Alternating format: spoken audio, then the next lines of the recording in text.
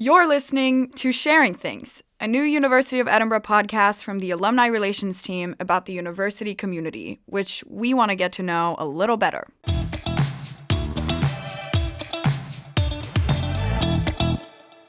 Hi, I'm Amalia. I'm a fourth-year student, and I'm the host of this podcast. In Sharing Things, I talk to alumni, staff, and students about their stories.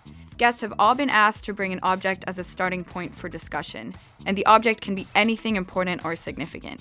It can represent an event, person, decision, experience, or it can just remind them of something. Let's see where this takes us. In this episode, you will meet Sir Geoff Palmer and David Gray. Geoff is a brewing pioneer and a human rights activist. He was awarded a knighthood in 2014 for his contributions to science, charity, and human rights. David works at the World Bank. He graduated from Edinburgh with degrees in geography and geographic information systems before applying his expertise to international development. We talk about Scottish-Caribbean relations, beer, a changing Edinburgh, and more. Welcome to Sharing Things, Geoff and David. So I'm going to start by asking the question, what have you brought to the studio and why? Well, I've brought three little pieces. And they are linked in terms of my own life. I brought a little carving. In fact, I bought it in Jamaica on one of my trips. A man was selling these and we had a little chat. I bought one from him and then he sort of asked me what my name was. And I told him and he carved it on it. So it's sort of personal. Yeah. And it has a big Jamaica under the bottom of it and it has my name. So that's one item. The other one is the Jamaica telephone directory, which I will link in with my little carving of a young boy sitting under a coconut tree drinking a coconut. And I will link that with a man who is working in a maltings. And that maltings is in Scotland. Okay. And it was given to me when I retired in 2005. And it says 1964 to 2005 GHP. And of course, he's a maltster and my expertise is malting. Yeah. So from drinking some coconut water under a coconut tree to professor of brewing and distilling with an expertise in malting. What does it mean to you? Well, it means that when people look at Caribbean people, especially in Scotland, they don't always have an idea that there is a very strong historical link between Scotland and the Caribbean, which goes back, over 200 years. And when people talk to me, they can't imagine that I would have anything to do with not only that history, that I would not have anything to do with one of their primary industries, which is to do with making of alcoholic beverages, whether it's whiskey or beer. So these items, I think, are very powerful because they demonstrate to not only my family, some of them were Scottish, but also it demonstrates to my students that, we're all different, but fundamentally we're the same. Okay, so I brought three objects, but they're all very, very related. There's two books. One of them is called The Living World of Science in Colour. It's from 1962. The other one is Newton's Pictorial Knowledge Atlas from around the same time, slightly older. And the third one is a slice of a geode, which is a special kind of rock, a polished rock. I wouldn't be here without these three objects. I got really excited about, as most young boys do around the world when I was a kid. And these were actually the same books I read. I just found them on my mother's bookshelf like half an hour ago. They're still there. She doesn't clean the house very much. But the good news is, when I open them, I still get excited about science, about the world, about how the world was formed. And really, that's why I went to university here, and I did geography and geology and things like that. And 30, 40 years later, I'm still as excited little boy as I was then around the world, the change of the world. So for me, these are symbolic of the understanding we have of the world and the fact that it continues to change and our knowledge changes. If you read these books, you discover, even in 1962, how little they understood of the world. That things that you would take for granted as a 22-year-old are completely wrong. Plate tectonics, which you think would be understood way back, they didn't understand it. It's not in these books. They were trying to explain the plates and the world, but they couldn't explain it in 1962. Isn't that startling? And then you read other things, they got it wrong. And if you're ever excited about that kind of stuff, get the old National Geographics and realize that they didn't understand the world and they didn't understand people and interrelations of people and, say, economies, and they really still don't. I work for the World Bank now in Washington, and understand you have to keep asking questions, keep challenging authority, keep challenging knowledge, keep challenging the status quo, and the fact that everything is very interlinked. That those are still things which have kept me going and kept me excited from then on. So these are very important to me. I need to mention, this wasn't just about the books. These were given to me by my grandmother and my mother, who were obviously Scottish women, very, very strong Scottish women. And I didn't realize at the time how strong they were and how unique they were. My grandmother was a geologist before they even had geologists, and she's one of the first women to ever be a geologist. And she started as a domestic servant, serving in the big houses of Scotland.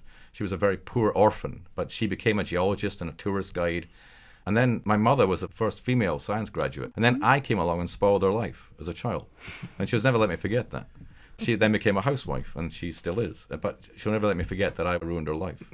So these aren't just objects. They tie back to real humans who changed the way I am. Yeah. What would you both say is the biggest lesson that you learned from these objects? Well, as I said, I've got the Jamaica telephone directory with me, and a lot of people would say, well, what's the point of having a telephone directory? Yeah. But in 2007, the 200th commemoration of the abolition of the slave trade in 2007, what I noticed that if you look at the books which were written about the history of the slavery and the slave trade, I could not find any real evidence of the significance of the contribution that the slaves made to the Scottish economy. I couldn't find any evidence of what I call the cultural and genetic relations between the Caribbean and Scotland. In fact, people were talking about the Scottish diaspora, and the Scottish diaspora was really all white. You're talking about Canada, America, Australia, New Zealand. Yeah. And I find that rather worrying, because I knew in my instinct that the Caribbean, in terms of the culture I saw there as a boy, and I could see that there. But I spoke to Scottish people when I came here in '64, and nobody seemed to know that very well. Mm-hmm. And just to share intuition, I sent for the Jamaica telephone directory. And when it arrived in 2007, I was very surprised. About 70% of the surnames in it are Scottish. There are 2,500 Campbells in the Jamaica telephone directory. And when you think these are only people who could afford telephones. And when I looked at the Edinburgh and Lothian telephone directory, it had just about half as many Scottish surnames. Mm-hmm. And this has now become an important part of the history of this historical link. And I did my DNA just for fun, and I found that, I'm about 5% Shetland, stroke Viking Finland. So there's that link. Yeah, we're all interconnected. Yeah, where you've got a black guy who is part of the Shetland-Finland history. Mm-hmm. And the Shetland people would have been in Jamaica. So I find that is extremely important. It shows that, we have a relationship. I mean, we can't change the past, but we can change the consequences. And I think if people are made aware of these historical links, then people are mature enough to think about it and say, well, I have some responsibility here. And one Scottish university has just admitted that it received over £200 million legacy from slavery, and have set up scholarships for Afro-Caribbean students to come to Scotland.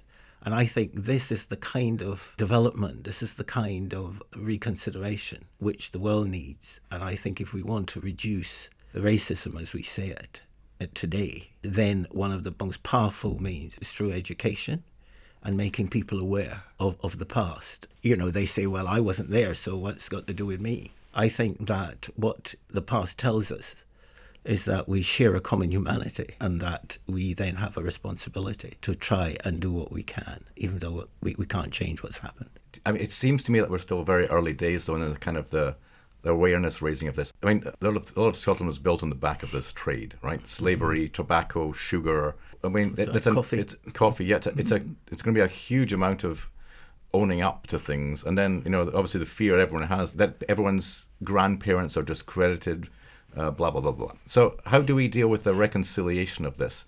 And then I guess a follow-on question would be, how is it viewed in Jamaica and the other Caribbean states? I think if we take about, say, the grandparent, how do the Scottish people are going to take this. In fact, there is a book out which is called It Wasna Us.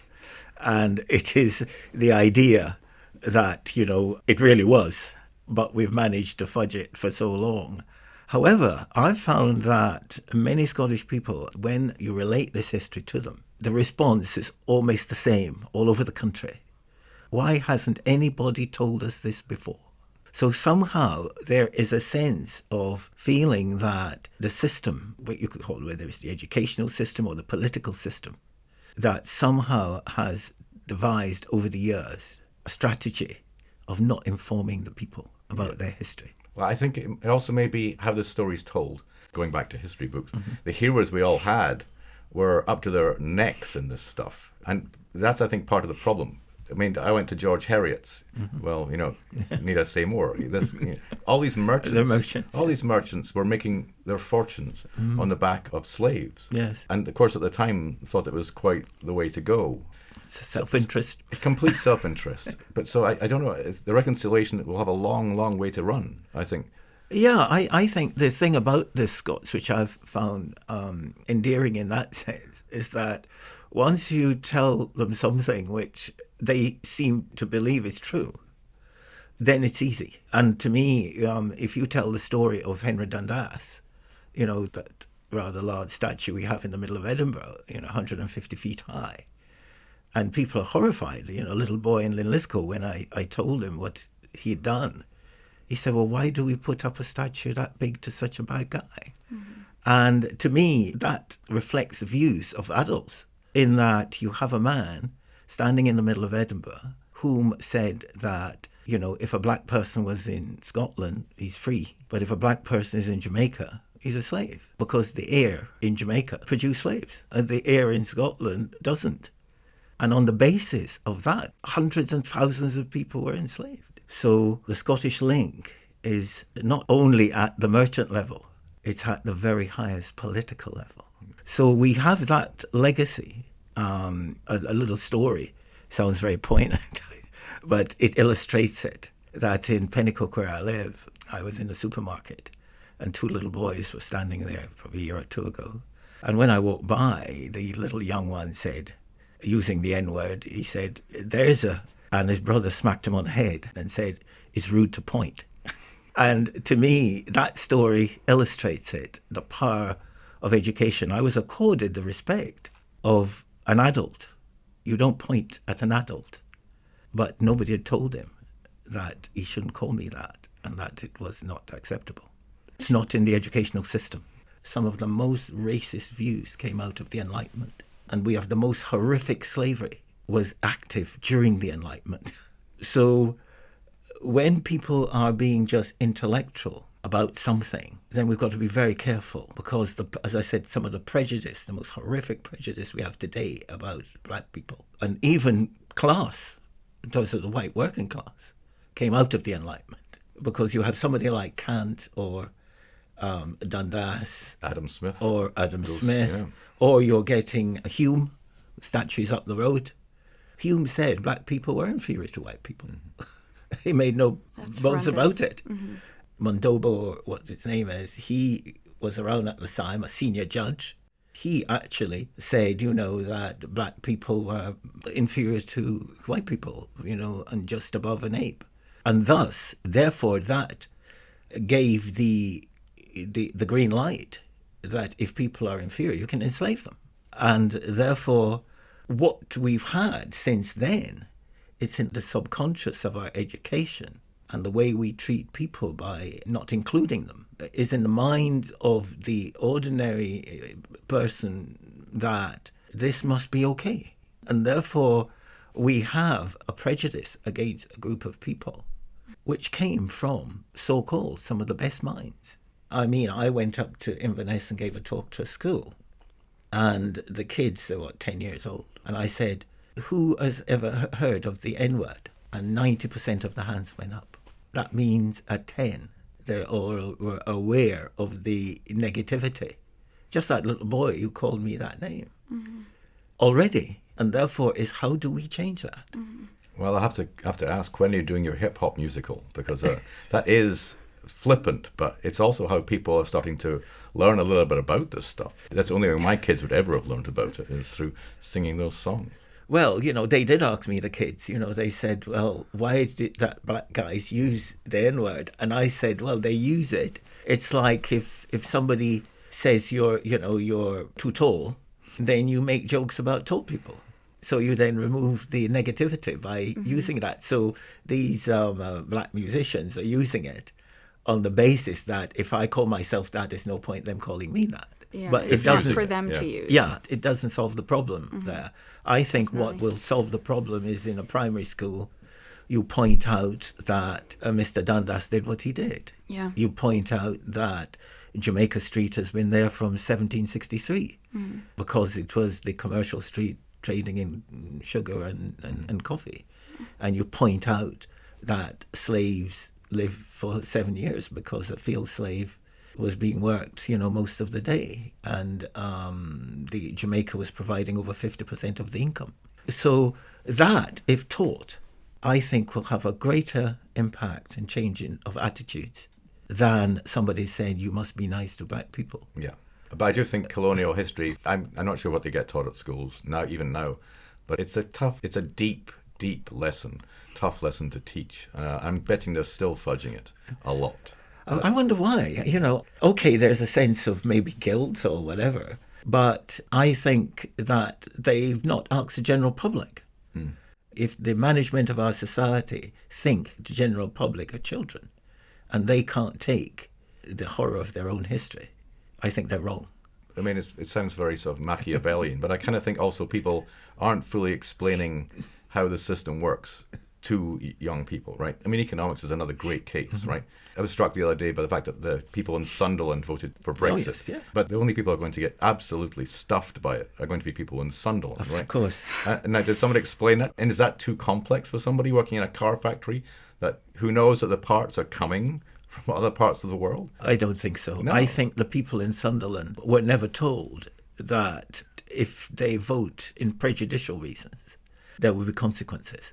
The fact is that some people vote for Brexit on the basis that it was going to stop Europeans coming in, and therefore that had nothing to do with their work. If we educate people in terms of the relationship that the people from the continent had a right to be here because we're part of Europe, and therefore, they're not really here to take your jobs or to do any harm, then in fact they would not have voted that way. So basically it was just the communications around the 2016 election were typically poor. Absolutely. It was about selling prejudice against the people when in fact it was prejudgment. It was thinking it won't matter. And the people now who will suffer the consequences of this prejudice are the people who in fact voted in that way. And they did it through ignorance rather than any deliberate act of hatred. And I think, therefore, the whole point of a university, this one and any other university, is we've got to teach people who are going to go out and teach, and that we're going to, in fact, change attitudes through education. But I also think the media are to blame, right? I mean, the university can do so much. It's dealing with largely, let's face it, the elite. But getting the message out in general, why was it so difficult to get a message out to the people of Sunderland that what they do has consequences? I don't live here, so I don't understand it. To me, it's baffling. I think because what you had was various people going around saying, you're going to get 300 million going to go back in the NHS if you vote that way. You didn't have a group of other people saying that's not true with the same vigor. And I think that the poorer people in our society, when I've had the opportunity to lecture to them, I've found that this is this great astonishment that people see them as not being worth educating. And I think that we're all responsible for Sunderland. We're all responsible for Windrush, in a sense that black people who work for the country as slaves were then being subjected to laws which in fact says you're not have anything to do with Britain, go back to where you come from. The point is that it is individuals, we the educated, who have made those mistakes. And I think, therefore, universities have a role, because the people who manage our society, they are usually university graduates. True. Who manage our society. True. So you mentioned earlier that you work with brewing. I wanted to ask, what's your favorite beer, David? Me? Yeah.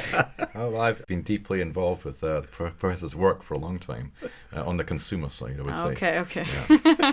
Brewing's a great topic. I mean, to see what's happened, the explosion of craft brewing, even more so, I think, in the US than it's happened here. When I first moved there, I almost couldn't live there because it was Budweiser and and it's literally I just can't do it. It's impossible. But now it's remarkable. Every corner has a microbrewery, and they compete, and the quality is fantastic, and the experimentation is fantastic. What gets your heart warm? Well, when it comes to... obviously it's IPA was the big India Pale Ale. But Yes. My goodness, we can tie that back to slavery right there. It's a colonial. Maybe you can explain why it was called that. That's the very very popular one. I did my DNA recently as well, and one of the things they do is they test the traits, and it says you'll really hate bitter things. And I went, actually, completely wrong. I just love the bitter things. Do you like a good sour beer then? Yeah, I really do. But I want it as one gets on, one tries to cut back consumption. So now go for quality, not quantity. But So what's one that you like? You see, I've been around so long, I always give the same answer. The one I get free. Oh. That's the best beer in the world. That is the best beer. There's probably quite a few of them, given his job. Yes. Yeah. Free beer is the best beer. You both went to Edinburgh quite a while ago. So I'm interested to know how it has changed. I'm the president of the Alumni Club in Washington, D.C., so I see a lot of students coming through who've just graduated. And there's no question the universities had to change, and it has changed. The one thing I always tell them is all the students basically have the same conversation when you talk to them.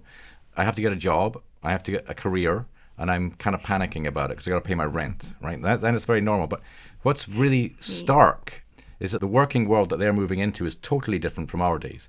In our days, the big dream was to get in a company and stay with that company and go up the promotion ladder until you became important, and then get a gold watch and work in the garden until you die. That was largely the dream your parents sold you, and it felt kind of annoying and preordained. But that's totally gone. And so now it's about managing your life, and the career will change 10 times. Every few years you'll be able to jump and change job, maybe even change career, start off as a geographer, become a lawyer, start off as this and end up at that. How exciting. So it's as an opportunity, fantastic. The university, I think, probably needs to do more to explain that to people on the entry, that life isn't linear anymore, and that's a good thing. So, but I do think it's making tremendous strides. I mean, Edinburgh in the world has an extraordinary reputation for innovation, and the people that come from Edinburgh are uniquely talented in that regard. They're open-minded, they're integrated thinkers, which comes back to my earlier point about seeing the world in beyond just a narrow discipline. The Scottish education system is much more generalist, and that's what the world needs, actually, as much as anything else, is people who can see the whole problem. You talk about slavery. It's not just slavery, it's the economic system, it's behavioral stuff.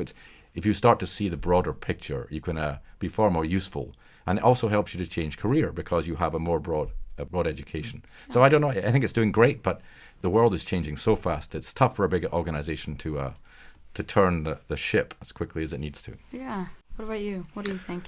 Well, as I said, I came in 1964, and I walked across the square there, just in front of the McEwan building, and I thought, my God, when I used to be a student, there were 3 people walking across there on an afternoon like this. There'd be 3. 3 people. Now. So the whole world has changed. Yeah. Just to bring it back to the objects, I'm going to ask one last question, and that is, if you could associate your objects, plural, with one word, what would it be? Meeting expectations. Yeah. And again, it's that in society, I find that what a lot of people do not understand is how to meet expectations. of our society. In a little book I produced once called The Enlightenment Abolished. That's the title. And in it, I pointed out the word I used was system consciousness. And what I mean by that is knowing how to meet expectations. And it's not being compliant or complicit with the society. Is knowing the expectations so you know whether you want to meet them or not, or how to meet them. So meeting expectations is a very significant aspect of the way we live. And I can do the one word thing. And that word is curiosity. Great. Right? And I think you've got to go through your life with curiosity and maybe even a sense of wonder, and keep asking questions. And sometimes you just see people who don't, and I'm really sorry for them. I think you've got to keep asking questions and challenging your own beliefs and challenging other people's stuff too. And Edinburgh, I think, did a very good job at putting that mentality into your head. But it's so critical. The day you find yourself not asking questions, you don't learn, and you're dead. So I hope that's what people do more of. Just be curious. Thank you, both of you, for being on Sharing Things. Thanks so much. Okay, thank you.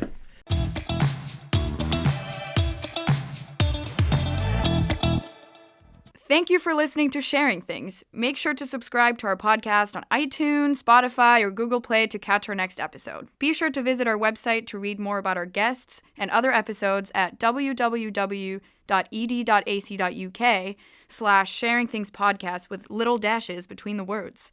You can let us know what you think on the website or by using the hashtag SharingThingsPodcast. See you next time!